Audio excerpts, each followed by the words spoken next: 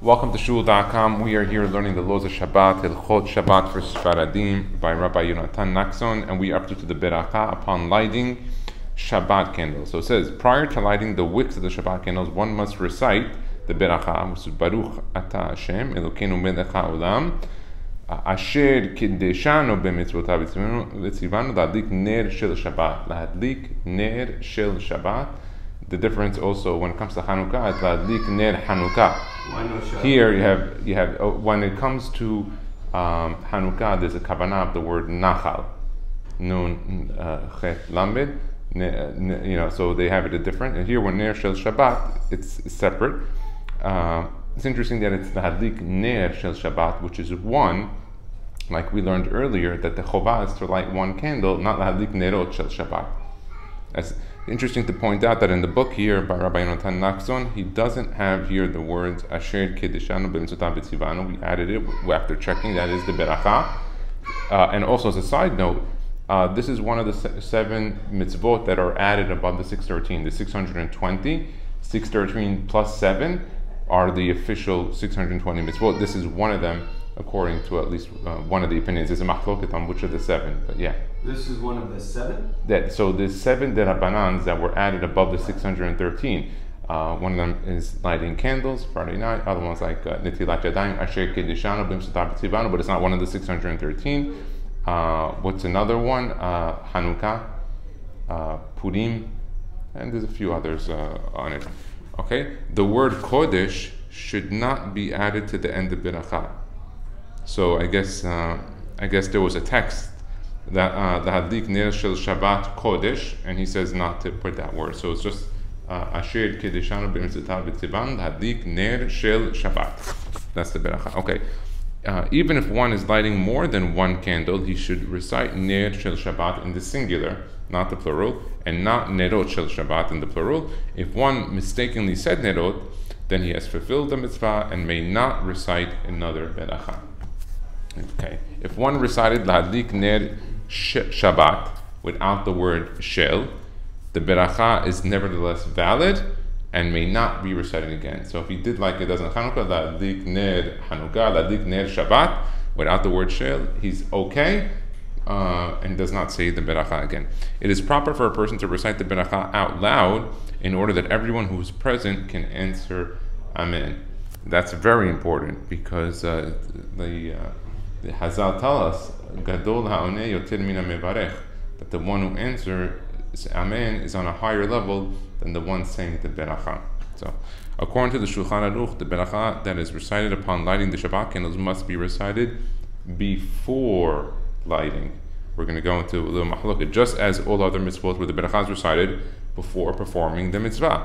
The prevalent custom of most Ashkenazim is to light the candles only after reciting the BERACHA. A lot of times when we're in school, we went to Ashkenaz schools, we went to Yeshiva Flatbush in Brooklyn, they taught us the other way. How was it? You said the BERACHA, and then they lit. As the Ashkenazim, they'll say the BERACHA, and then they would go like this 3 times, or whatever it was, and then they would light. But Sephardim, we first say the BERACHA, and then we light. There is a machloket amongst... Why Ashkenazim light first? They light first, and then...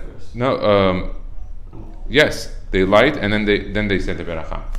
Exactly. Now, there is a machloket even amongst the Sephardim what to do. If you say the BERACHA before or after, the Ben Ish Chai brings this down, and even amongst the Syrian community, there's both customs, and both customs have sources.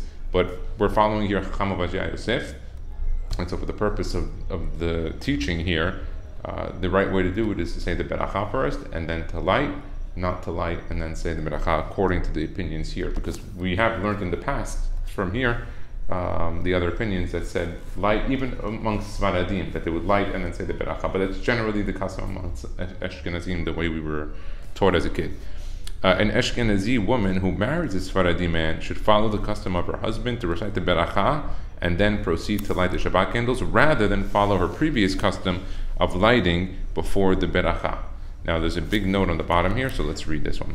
Hacham Ben Zion Abba Shaul in Order Zion Volume 2, 18-3 states that one who has such a custom does not have to change.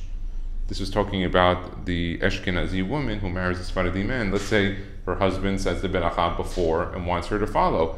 Generally, the halachot of the home will follow the husband once she gets married. She drops her old customs. So he says, no, in this case, she doesn't have to change.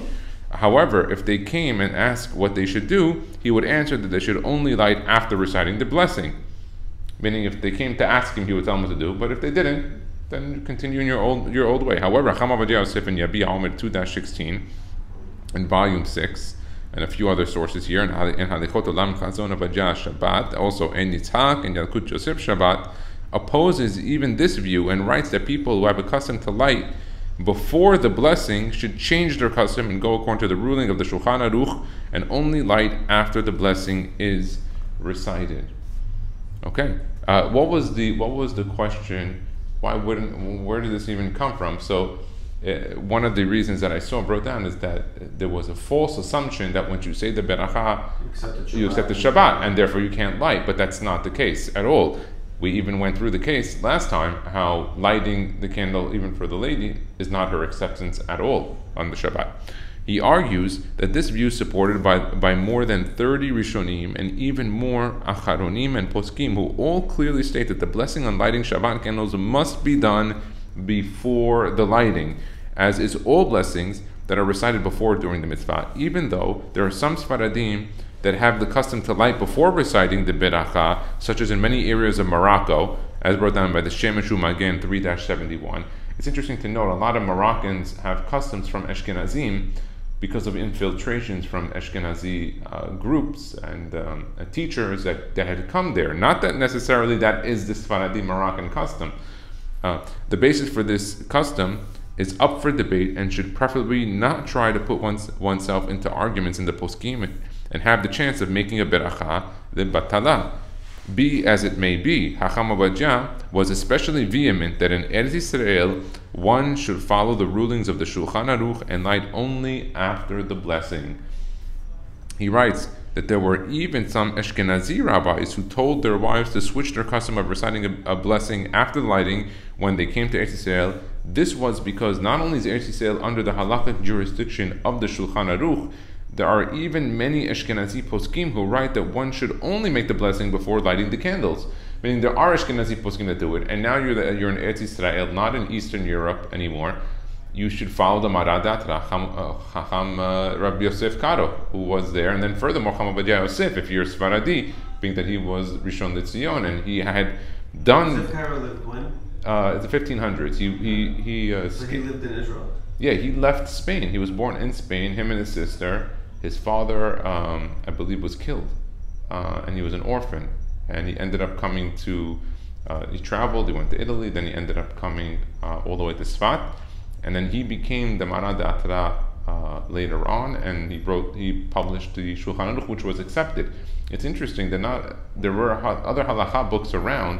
His was the one that was accepted by Sephardim, Ashkenazim, and Hasidim, and unanimously all across the board. The Sefer Hashabbat B'Halacha U'Ba'agada on page 103 brings a ruling from Rabbi Yitzhak Yosef that a Sephardic woman who marries a Ashkenazi man, the other way around, should continue with her previous custom and only light after reciting the beracha. Interesting. Okay, let's continue.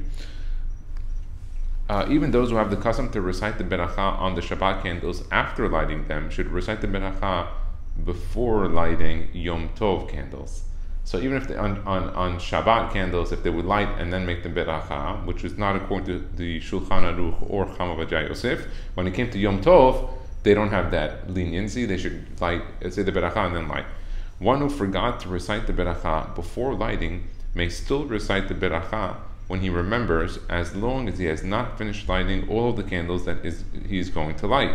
However, if he has already finished lighting all of the candles, then the beracha may no longer be recited, and one has fulfilled the obligation. So this is, I guess, the case where he forgot the beracha. He started lighting, or she started lighting, and then they remembered. If they don't have that much time, but if they already lit 2, then they're all done.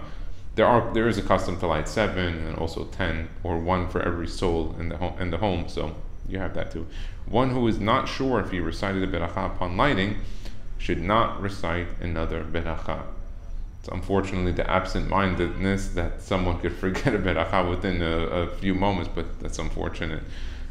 What's happening? If one spoke about matters unrelated to candle lighting between reciting the beracha and lighting the first candle, another beracha must be recited. So let's say you said the beracha and you're about to light, and you get a phone call. Nothing to do, and you answer it by mistake. You have to make another beracha.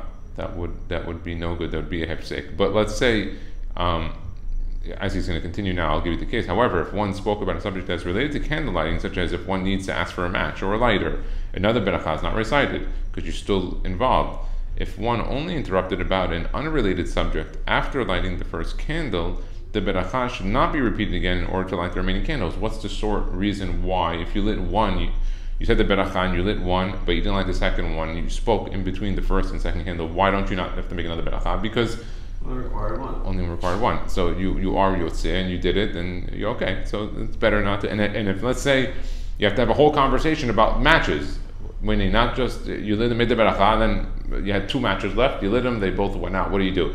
I need more matches. Where are the matches? And you go around the house looking. Okay, you're still involved. Your mind is on the beracha. Your mind's on the candle, so you're still in the zone. You didn't leave the zone. According to the Ashkenazi custom, once a woman lights the Shabbat candles, she has automatically accepted Shabbat for Ashkenazim, not Sephardim. The custom as far as Sephardim, however, is that a woman does not have to accept Shabbat upon lighting the Shabbat candles. She could, but she does not, and we recommend that she does not. Nevertheless, it is proper that at least once a year, one should stipulate before reciting the beracha on the Shabbat candle that she is not accepting Shabbat upon lighting and may continue to perform melacha even after she has lit it. So that's usually what we do on Rosh Hashanah, where we take upon ourselves certain conditions. One of the conditions. When does a woman accept it otherwise? Like for men, you have Kabbalat Shabbat. For females, well, when Shabbat comes, Shabbat comes. Shabbat's not waiting for anybody. Oh, so you don't have to accept it. There's no accepting the Shabbat when Shabbat comes. It's only if you accept it before. That's why you're supposed to say Kabbalat Shabbat. The Halacha brings down before Shabbat. And if, let's say, you pray Mincha late and already Shkia is coming, and they say Shir Hashirim, so you won't say Kabbalat Shabbat until later, you can say after Aleinu, I accept the Shabbat. Or you want to say in any terminology in Hebrew and English, I have Kabbalat Shabbat or something of that nature. You're set. You're good. You accepted the Shabbat. Shabbat now came, and you accepted before the Shabbat because there is an inyan to accept Shabbat before it arrives. Once it arrived, you don't have to accept it. It's here. It's not waiting for anybody, and so that's the case. This is one of the conditions that should be made by the man, the wife, on Rosh Hashanah. The other one that we said, which is another important one that Rav Musafi brings down, to make the Kabbalah, that any leftover crumbs or bread that is discarded that you will eat, or any mizonot, any items of that sort that have grains, will be considered halal. What that means is any crumbs that fall on the floor that got discarded anywhere, it's not bizayon because it's considered halal, and you make that condition. So I make that condition. Anything gets thrown out, it's halal. It's done. Okay, a woman who is fulfilling the mitzvah of hadlakat nerot for the first time, says that she had just gotten married, should not recite the beracha of shechianu. It's her first time upon lighting the candles. However, if she wants to recite this beracha as well, then she should wear a new dress and recite a shechianu on it immediately before reciting the beracha upon lighting the Shabbat candles. Okay, so if she has that extra feeling, that aura of spirituality the first time she lights it, and it exists. When you get married, you have that special kiddusha, you feel that special time. So let her wear a nice new Shabbat dress. I'm sure it's her first week getting married. I'm sure she's wearing some new clothing anywhere, and I'm sure there's new stuff around the house, so she can have kavanah, make the shechianu before, and then make the beracha l'hadik ner Shabbat. Why should she not do it after? Because it'd be a hefsek after. Okay, a woman who has a custom to accept Shabbat immediately after lighting the Shabbat candles should preferably pray mincha before lighting. So if this lady doesn't follow the Sephardic custom of the women of not accepting upon candle lighting, then she should pray mincha before she lights the candles, if that is her tefillah for the day, because she only has to pray once. He has a note here on the bottom. The Chasam Raja also points out that a woman who needs to go to the mikveh on Friday night and has a custom to accept Shabbat immediately after candle lighting should either have her husband light on her behalf, or make a stipulation that she does not want to accept the Shabbat with candle lighting. Hatarat Nadarim would not be required since she intends to continue with her practice after these exceptional circumstances. So if she's going to dip in the mikveh on Friday night and she accepts Shabbat with candle lighting, she has two options. Option number one, her husband can light the candles for her. Option number two, that for that week specifically, she says, I'm not accepting the Shabbat with this candle lighting. It's interesting. I've never seen the one with the husband lighting for her, but I have seen the one where obviously she can not accept it. Okay. A woman may drink water, tea, or coffee even after she lights the Shabbat candles. However, after Shkia, she may no longer eat or drink until she recites or hears Kiddush. If she is very thirsty, then she may even be leaning to drink during Ben Hashemashot, but obviously not when it gets actually Tzet HaKochavim. And there's a whole inyan there of Gehinam being closed, and that those that are in Gehinam that kept Shabbat have an ability to drink water or be satiated from water during the time of Shabbat. And those who drink before Kiddush, it's not a good thing. It says kelalot, or even curses can come on them. So it's better to stay away from it. When we get up to the source there, we'll go into that of the inyan of not drinking on Friday night before Kiddush, and also before Havdalah on Motzei Shabbat. Very important times. A lot of people forget that Motzei Shabbat one. What happens? And this is. You just had Seudah Shalishit, so. Yeah. So a lot of times people, they either don't have Seudah Shalishit, or Shabbat ends and they don't remember, or they'll go get a drink of water or tea or coffee or of the nature without Havdalah. This is one of the reasons why I've voiced very vehemently to 3 shuls at least that have teen minyanim, that they would have teen minyanim, and then on Saturday night they wouldn't make Havdalah, and their response to me was, yeah, they'll do it at home. I was like, these teens are not running home to go make Havdalah, to go, and if they are making Havdalah, to be next to their father or mother. These are teens in high school. I said to them, you should make Havdalah for them right here, let them all be yotzeh, be covered, that way they're all done. They're all set. Don't your responsibility of having a Beit Knesset and Beit Midrash when you have teens is to cater and to protect them halachically from any issues. One of them is this, and it's a big issue. I told them you should make Havdalah. They didn't agree at the end. Till now, that shul does not do Havdalah for the teen minyan. It's partially, I believe, due to the laziness of the individual that was running the minyan there, that didn't want to be told to do it. But he's absolutely wrong, and that's why I'm going on the record to say it, that teen minyanim, especially on Saturday night, I don't care if the fathers are doing it at home, shul must provide a very simple, quick 5-minute Havdalah. That way the kids, if has v'shalom, they go out with their friend, they don't come out, they do things, you know how kids are. I have Baruch Hashem teen kids, I see what it's like, and this protects them. That way they're covered, he eats, he's good, he's always set. And always, I learned from Rabbi Mansour, always do the things, especially in the shul, at the highest level to protect everyone. Always, when you bring food in the shul, you make sure it's the most kosher. It's Halav Yisrael, Kemach Yashan, everything. That way, it's always the thing. So when it comes to a thing like this, you want to protect everyone, and even protecting the adults. You'd be surprised. Sometimes people forget. It happens. Oh, you didn't remember. It's Sunday afternoon. Did I say Havdalah last night? I don't remember. It doesn't remember. I remember one time I knew one of the teen boys in the other shul, and he mentioned to me on Sunday night. He's like, I don't think I said Havdalah. I said, are you sure? 100%? He said, for sure he didn't. I said, we made Havdalah for him Sunday night. I gave him the thing. Actually, he did on himself. I told him, do Havdalah. He's like, really? I was like, yeah. Like, you didn't do Havdalah yet. You have till Tuesday. You do it. So this is. Already have till Tuesday? Yeah, till Tuesday evening, till Tuesday before Shkia, you could do it. Because then by Wednesday morning is when the start of the new week starts, and that's when you say Shavua Tov until Tuesday night. Then by Wednesday, you start to say Shabbat Shalom. The orot of the Shabbat start to come. Types of candles and wicks that can be used for Hadlakat Nerot. Paraffin candles, wax candles, or clear burning oil lamps may all be used for Hadlakat Nerot. Now Chazon Avadiyah brings down, who states that most oils, even cottonseed oil, canola oil, and others like them, which do not have a bad smell and burn well, may be used for Hadlakat Nerot. See also Halacha Berura, who states that most commercial oils can burn well and therefore can be used. There is an inyan You see, he made specifically a note to tell you that they don't have a bad smell. If it has a bad smell, you shouldn't do it because you're not going to end up enjoying it. You're not going to want to be next to them, and part of the lighting the candles is to enjoy from the light. When using wax candles, one should not put them too close together, since they will melt faster and even bend and fall over as a result of each other's heat extinguishing them before one can benefit from them.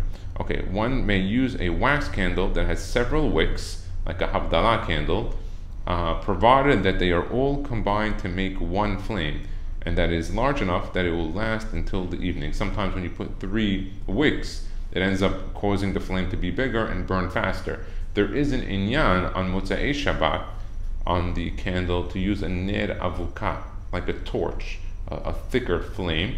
The reason for it specifically is that on Saturday night is when flame and fire was first discovered by Adam HaRishon, and the way he did it is by taking a stone, a flint stone, mind you, not the cartoon, the Flintstones, but it took the stones, the flint stone, and put 2 together, and from that made a spark and made light and a flame and heat and all that.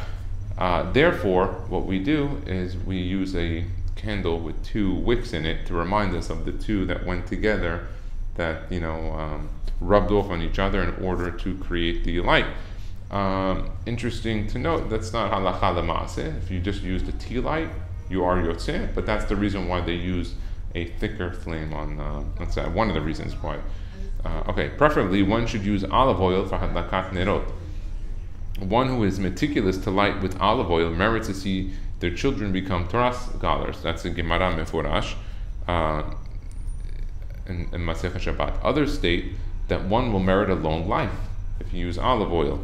For that he brings down Sefer Hasidim 272. However, other oils such as cottonseed oil or canola oil may also be used for the cotton oil, especially if the oil burns very clearly, as they do. But olive oil has a specialty to it. A lot of reasons the Jewish people compare it to the olive oil. The oil doesn't mix with water. Another thing about Jewish people, that they don't mix with the other nations. And then there's another connection that olive branches were not brought on the Mizbeach. It was the only wood that would not be brought on the Mizbeach. Even oils that are not fit for consumption may be used for Hadlakat Nerot. Such oils do not need to be kosher either. Important to know that you could use any olive oil that you have. It's not kosher. Obviously, if you're going to buy it and leave it at home, just make sure to leave it separate, or somehow identify it in a mark it in a way that you won't get confused with it. But it doesn't have to be kosher, provided they are not prohibited to be benefited from according to halacha. Because there are some issues. Let's say you get olive oil from Israel that was from Shemitah or Shevi'it, or has other issues, halacha issues on it. You take a look at Halacha Berurah, volume 15, page 501 for more details on that. Candles that are normally set aside to be used for non-Jewish idol worship may be used for Hadlakat Nerot Shabbat, as long as they have not yet been used for the purpose of worship. So what does that mean? Let's say the guy is stuck in Wichita, Kansas, okay? And he can't find any candle. He goes to Walmart and he sees there is the Buddha candles. Obviously, if it has Buddha on it, it might be a problem. But let's say they're for that purpose, but they were not used for it, but they were made for that. I don't know. It's like the incense they burn in Manhattan on the street for their avodah zarah. They could be used for Nerot Shabbat. It's not a problem. One should not use oil that is spoiled, or if something repulsive fell into one's oil. Okay. Oil that was left under someone's bed should preferably not be used unless no other oil is available. That's important. Also for food purposes, you should have nothing under your bed, not even clothing, not even shoes. You should leave your under your bed completely empty. It's funny you say that, because there's a lot of beds that have storage underneath. You should not use it. Really? Mm-hmm. You shouldn't eat any food from it. Here, why is this? Here, there's like shadim stuff. Yes, there is issues with satanic angels, demons. You want to call them shindalets. At night, we try not to say their names, so as not to call them. But yes, there are a lot of inyanim. That's why food under the bed is an issue. Clothing under the bed is an issue. It's always better to stay out. He has a note on the bottom here. Who state Ben Ish Hai he brings down, and Torah Dishma and Kaf Hayim Sofer, who state that oil should not be used if it was left under the bed.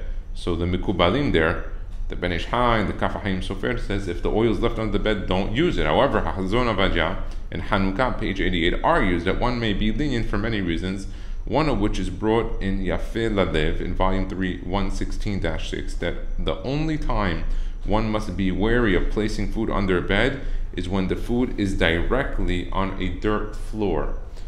That wouldn't be the case today because you have tiles, carpet, wood floor of the nation. Since our floors are tiled, the food does not become prohibited. Chazon Avadya adds that one may be especially rely on this leniency if one will incur a financial loss. So, in the case of the oil, definitely if there was oil, if the guy had under his bed a storage facility for his oil and it was there, it's okay. It could be used and it's not a problem there. One may not use oil that is prohibited from benefits such as orla oil. That's from Eretz Israel. There's a lot of details. When it comes to the produce and stuff that comes from Israel, there's there's different ma'asurot, terumot. There's a lot of different halachot that are pertinent. So a person has to be careful. He wants to buy a lot of stuff from Israel. He wants to support Israel and the businesses there. He has to be aware that there are issues. Oil that is made with fruits or vegetables that have the holiness of Shevi'it may be used for hadakat nerot. That's another issue. Shevi'it, Shemitah. So all or last stuff you're allowed to use? No, one may not use oil that is prohibited from benefits, such as orla oil.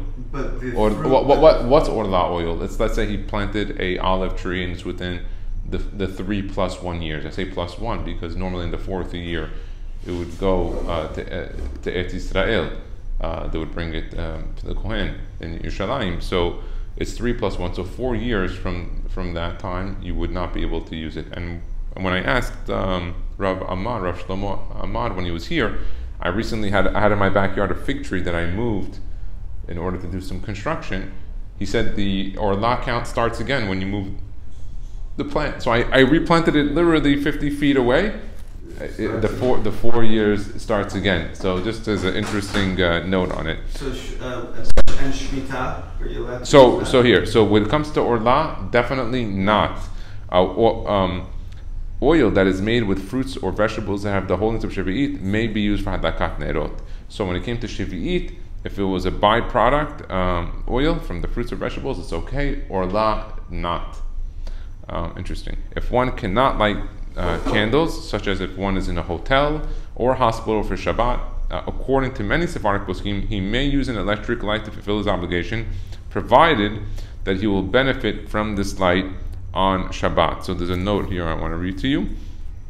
He brings a bunch of sources who all state that one may recite a BERACHA on electric lights. He brings down Or de Sion, Hazon Avadja, Yabia Omer, Yechabedat, Halichot Olam, Ma'or Israel, Shevut Yitzhak, Hilchot Shabbat Beshabbat, Ashrei Ha'ish, Shemidat Shabbat Kelchetat, Teshuvot, V'hanagot. I'm mentioning to you all of these because in a situation where one will benefit from an electric tea light or something of that nature, he does make a beracha for it if that's the only way that he could light on Shabbat. Now we did talk about incandescent, compact, fluorescent, and LED. I'm assuming that what he's saying here is all in regards to incandescent, but we're going to continue reading. Unlike the opinions of the Mishpatei Uziel, Yaskil Abdi, Tzitz Eliezer, who state that one should not recite a beracha on electric lights. See also at great length on this subject in Yalkut Yosef Shabbat, Volume 1, Book 2, in the Kunteras Acharon, subsection 3. In any event, the Halacha Beruran, Volume 15, page 305, and page 472 points out that if one only has LED or fluorescent lights, then a beracha may not be recited upon lighting them. Because remember we spoke about yesterday so these are all LEDs. Almost everything new that's coming out today for the most part is LED for a few reasons. One, CFLs, if I'm not mistaken, have been outlawed in the United States. Might be in other countries too, but I know here, I remember reading that they were outlawed, which means no further production. Whatever's on the market is on the market. And incandescents are very rarely created because today they even have LEDs that produce the same light or very close to it of the yellow, the 2700K color, and the flame color. There used to be, some people used to like that old incandescent warm feeling. Now they're making LEDs which are as good and running much more efficiently. So if that's the case, you don't have any incandescent, making a beracha on it would be problematic, even if you have light. Furthermore, if one will not be able to sleep because of the light in his room, and the only light he can use is from the bathroom light, then one should not recite a beracha on the lighting, since it is not lit in a clean place. Let's say if it's a closet, it's different, but if it's only in the bathroom, it's further a problem. Yakut Yosef Yom Tov, page 4. On the other hand, states that a person is permitted to recite a beracha on LED lights. So this is a big discussion between Chacham David Yosef and Halacha Berura, and Chacham Yitzhak Yosef and Yakut Yosef. Chacham David, Halacha Berura, do not make a beracha on LED or CFLs or compact fluorescent lights if using. So I be honest with you, I follow both. I learned from both Sfarim, but I would lean towards Halacha Berura Chacham David by not saying a beracha on LED and on CFLs. Also, the reason why I would tend to follow Halacha Berura is because I have contact with Chacham David on asking him questions till today. And furthermore, I've studied the technology of the difference between incandescent CFLs and LEDs, and I understand the tremendous differences in these types of lights and how they operate. And so my understanding is more fits more into the way Halacha Berura has presented it. Candlesticks. It is customary that a husband should buy his wife candlesticks in order to take part in the mitzvah of his wife's lighting. We said earlier that according to the Arizal and the Kabbalah, that he should prepare the wicks and the oil for his wife to light. He shouldn't take over the mitzvah. Don't go that far, but he should help. Preferably, one should use silver candlesticks for adlakat nerot. There's a reason for silver. If one does not have silver, then any metal candlesticks are preferred. If metal is not available, then one can use glass or coated earthenware. There is an inyan of kesef, also having a kesef silver kiddush cup. Hopefully we'll be able to go into some of the esoteric reasons, God willing, when we circle back on some of these. One should not use glass or earthenware candlesticks if they are chipped. They're broken. The candlestick should also be able to stand on their own without leaning on a wall or other object. Okay. One may use a candelabra that has many candle holders on it. The candles do not have to be on a straight line. They may even be aligned in a circle. Likewise, several floating wicks in a bowl are considered separate candles as long as the flames are not touching one another. So let's say you had one big bowl, a Pyrex bowl, and you want to put in oil with two wicks inside of one. That would be okay as long as the flames don't touch each other, and usually they won't if you have the floaters. If you have those good big wide floaters, they won't. So technically you can have one vessel. One light, of course, is allowed, but two would also be okay in that case. And Bezrat Hashem will end here, and tomorrow we'll continue on how to light. Baruch Adonai Le'olam. Amen v'amen.